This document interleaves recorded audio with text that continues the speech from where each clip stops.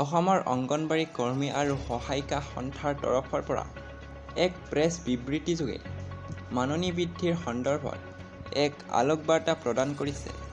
সমস্যা সমাধানৰ সলনি বিভাজনৰ ৰাজনীতি কৰি মুখ্যমন্ত্ৰী মহোদয়ে অসম চৰকাৰখনেৰে বদনাম কৰি আছে। সন্থাই উত্থাপন কৰা দাবী মানি ল'লে অসমৰ 1,21,000 মহিলা কৰ্মচাৰী উপকৃত হ'ব আৰু ICDSৰ দৰে এখন চৰকাৰী আঁচনি উৎসাহজনক ৰূপায়ণ ত্বৰান্বিত হ'ব। ভাৰতবৰ্ষৰ বিজেপি শাসিত আৰু অনা বিজেপি শাসিত চৰকাৰেও এনে এক ইতিবাচক পদক্ষেপ লৈয়ে ৰাজ্য চৰকাৰৰ তৰফৰ পৰা মাননি ধন বৃদ্ধি কৰি দিছে, গ্ৰেজুইটি আদায় দিছে, চিকিৎসাৰ সাহায্য আৰু অৱসৰকালীন সাহায্য প্ৰদান কৰিছে।